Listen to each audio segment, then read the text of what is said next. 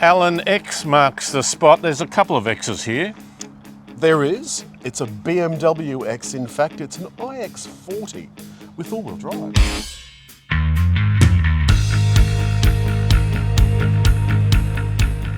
BMW design has been controversial really since the Bangle days of that first Bangle 7 Series, which had the Bangle bustle. So, because I've got the key in my pocket, the BMW is set to unlock and lock, depending on whether I'm walking towards it or away from it. These are the slimmest lights on any production BMW ever, and they are laser lights, the fancy pixelated ones with laser enhancement. One of the other really strange little oddities is that's where you fill your washer water. The other thing is this grille. It's got that kind of M grille on it, except it's completely flat. It's just a piece of flat plastic. Let's look at the wheels. 21 inches standard. These are 22, the 22-inch upgrades.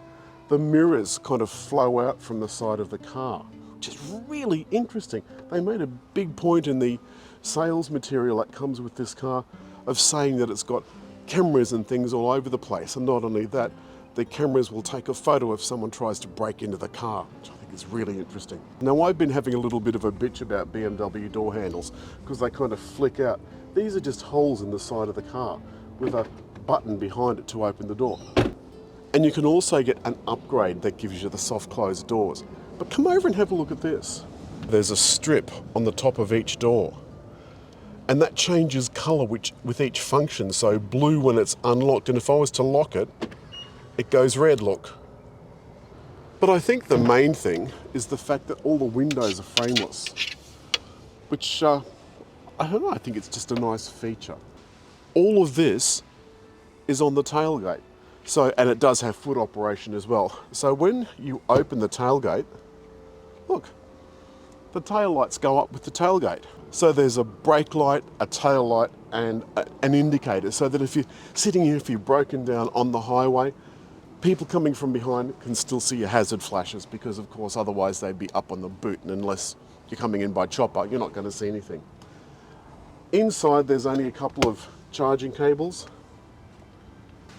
and a fixed, very, very hard parcel shelf, half of which is there, half of which is up here. You can take it out, but it probably makes the inside of the car quieter. David, what do you think of the back? It has a lot of room here. Not quite enough support under here. Well, I'd love a little more, and maybe a bit more room under to put my feet. Some cup holders there in the centre console? Yeah. Here we go. Yep. And another zone of climate control, look, for yes. each rear passenger. Yes. And a plethora, David, a plethora of USBs. There's a couple here, couple on that side. Couple on that side. And then if you open this little hatch up, there's a place to fit accessories, a tablet holder and so forth. This is very space-aged. I feel like I'm being pampered a bit here in the back. I think this is absolutely gorgeous. The seats are designed, according to the designers, to resemble lounge chairs. This is meant to be a room, a place where you can sit and contemplate. It's got buttons discreetly placed here on the centre console, which looks like a piece of furniture. This looks like wood, but they're actually all the buttons. I mean, I think it is wood, or bamboo or something.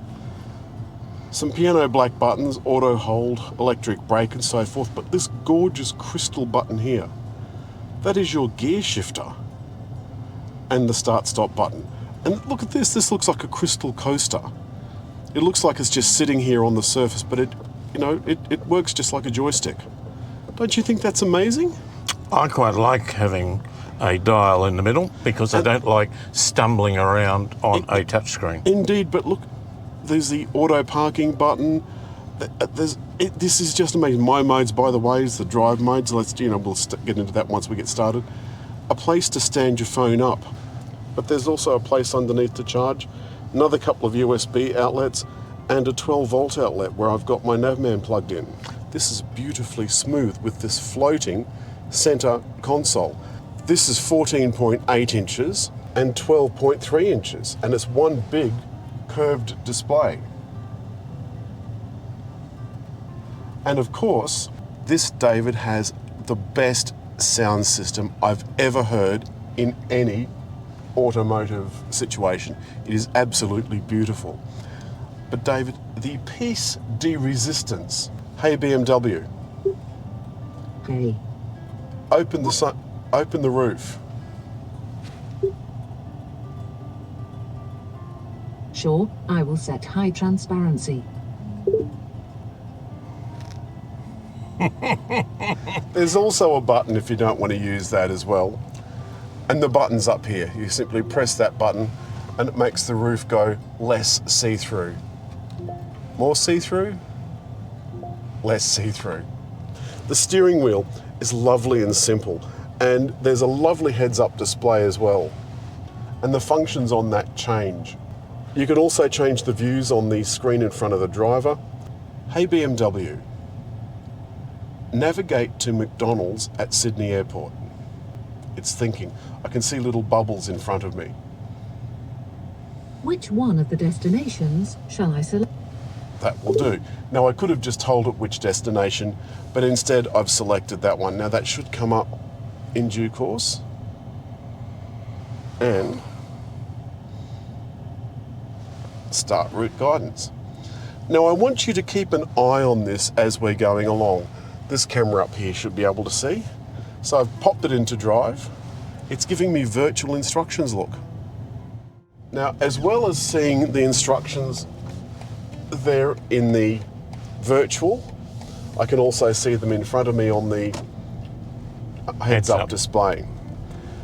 I think that's amazing, and it only seems to give it the virtual instructions when it thinks you need something. So it goes to camera when you get near. Is that what it's? Yes, it does. Oh, that sounds brutal. The first thing you notice is how quiet this is. Right, depending on the view. Yep, I've just pulled the little lever back a second time, and that's put me into 1 foot driving. So I'm now just driving with 1 foot, so put my foot down and take my foot off. Put my foot down and take my foot off. Of course, it does put the brake lights on every time you do that, so perhaps the people behind aren't going to be quite so impressed with us. Hey BMW, I'm a bit warm.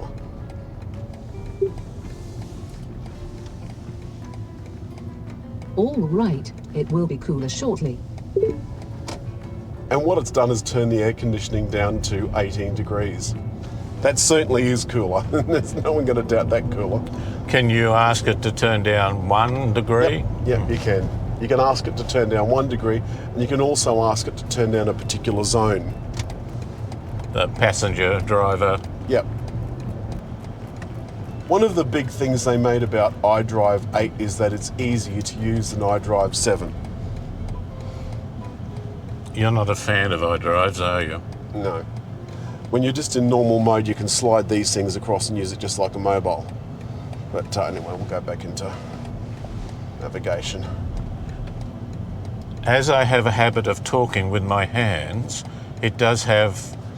I've turned that off, David, because I knew you were coming into the car and you talked with your hands, and David kept turning things on and off with the gesture control.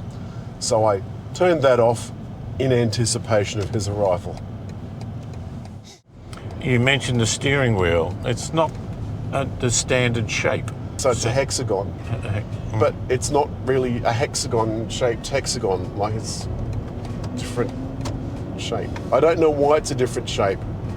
And then once you're on the move like we are now, it is beautifully quiet. Now I'll press set, so it's now set it to the speed limit, and I can see that it's guiding me within the lines, keeping me from a set car in front. One thing I haven't found out how to do is change the distance to the car in front. But the steering is completely and utterly neutral. It has no feeling whatsoever. Now they claim that this car has sporty handling, but I'm not sure that it does.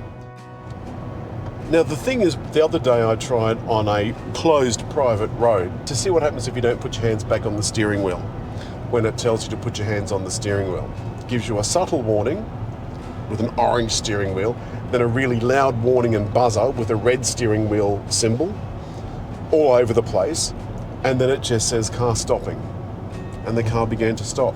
Oh. It does feel more to me like I'm being conveyed, and for 420 kilometres worth of range, that's how I'm feeling. 0 to 100, David, around 6.1. Is this a dual motor? Yes, they're all dual motor. All-wheel drive, obviously. Yes, and I think that that's the main reason that it drives so stably, especially at high speed.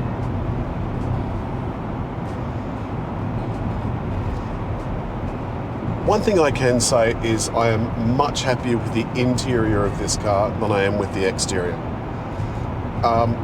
But considering what else is on the market, I'm struggling to think of much that is better. Because it's got a longer range than that Audi we took out. It's around the same price. If you just wanted to do your chores, get around from day to day, you could do worse than having one of these. It's absolutely beautiful. So in closing,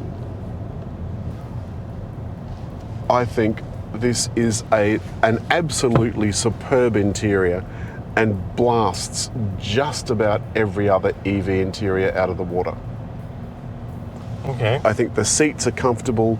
The personal assistant, I think, would take you a while to get used to, but I reckon you could do it with a little bit of practice. It's supposed to be natural speech, but clearly it isn't. The vents, I like the fact that everything is easily accessible. So I'm just going to go back in there into the climate menu, and I'm going to sync and turn yours up to 20. Now you'll notice here in the while we're wrapping up, in the climate menu, this is where you can go and fettle your individual things for your individual side. But I could also get it to do other things as well. I know this is a very long wrap up, but hey BMW, activate driver's seat massage. Oh. Seat massage. Please continue using manual control. I love seat massaging. Hey BMW, activate maximum driver's seat heating.